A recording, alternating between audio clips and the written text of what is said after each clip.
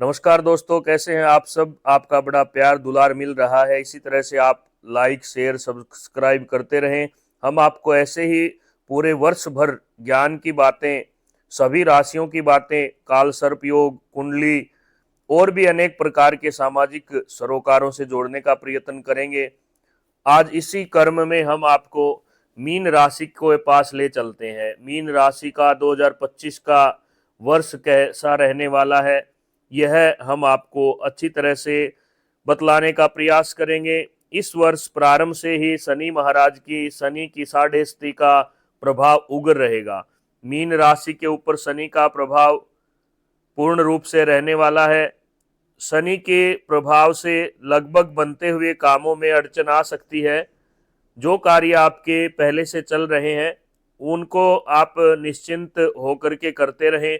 अगर कोई नया कार्य आप करने जा रहे हैं तो आपको काफ़ी विचारना पड़ेगा। मानसिक तनाव आपका इस वर्ष में बढ़ सकता है। मानसिक तनाव को लेकर के आप कई बार झंझट में, किसी भी प्रकार की परेशानी में फंस सकते हैं। उसके लिए आपको गुरु गायत्री गुरु मंत्र का जाप रोजाना करना है। वीडियो के अंत में भी हम आपको उपाय बतलाएंगे। और इस वर्ष में आपको कोर्ट कचहरी के चक्कर भी काटने पड़ सकते हैं, इसलिए उनसे बचने के लिए आपको लगातार शनि भगवान की उपासना करनी चाहिए। और अपने जो अधीनस्थ कर्मचारी हैं उन सबको खुश रखने के लिए समय समय पर उड़द से बनी हुई मिठाई आपको गरीबों में बांटनी चाहिए। और ऐसे लोगों की मदद करनी चाहिए जिनको वास्तव में आपकी मदद से आशीर्वाद मिले और वो आपको दुआ दें। इस वर्ष में आपको उदर एवं अस्थि, उदर अर्थात पेट, अस्थि अर्थात जितनी भी आपकी अस्थियां हैं, हड्डियां हैं या मांसपेशियां हैं, उनमें खिंचाव हो सकता है, पेट में दिक्कत आ सकती है। इसलिए भोजन करने से पहले उसके बारे में विचार करें कि कहीं कोई भी चीज आपके लिए उल्टी न पड़ जाए। और भोजन का दान भी आप समय समय पे करें। यह वर्ष आपके लिए प्रॉपर्टी के मामले में बड़ा ही लाभदायक रहने वाला है, क्योंकि इस वर्ष में आपको नए निर्माण कार्य या खरीद बिक्री के योग बनेंगे। अगर पहले आपने कोई प्रॉपर्टी ली है तो शनि निश्चय ही आपको 1.5 गुना दाम दिलाने में पूरी सहायता करेंगे। और अगर आप व्यवसायी हैं या आप कर्मचारी हैं तो आपका प्रमोशन होगा। निश्चय ही आप नई ऊंचाइयों को प्राप्त करेंगे। और यह वर्ष केवल स्वास्थ्य और मानसिक परेशानियां दे सकता है, परंतु व्यापार में, नौकरी में आपको बहुत ही शुभ फल मिलेगा। बनते बनते काम बिगड़ सकते हैं। हाँ, बनते काम कौन से बिगड़ सकते हैं? जैसे आप कोई नया उद्योग स्थापित करना चाहते हैं तो हो सकता है आपको वहां पे कागजी कार्रवाई में दिक्कत आ जाए। दाम्पत्य जीवन बड़ा सुखमय रहने वाला है। 2025 में आपकी पत्नी का, आपका, आपके परिवार का बहुत ही अच्छा व्यवहार रहेगा।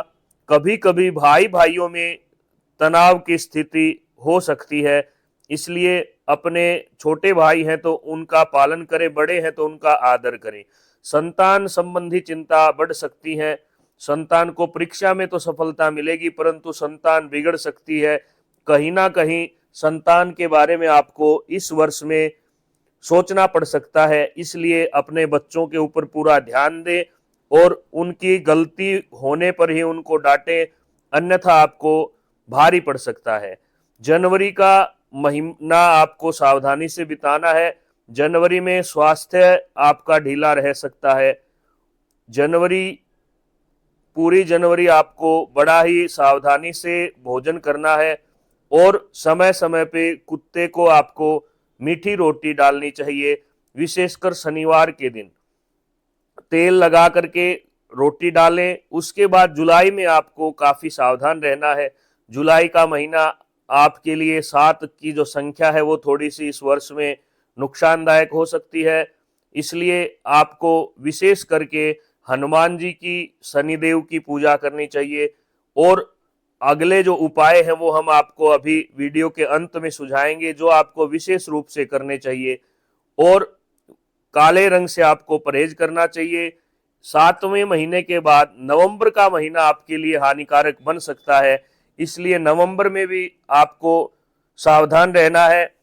और बीच के महीनों में 14 मई से 18 अक्टूबर के बीच में गुरु चतुर्थ मिथुन रहने से माता पिता से लाभ मिलेगा, तरक्की के अवसर प्राप्त होंगे।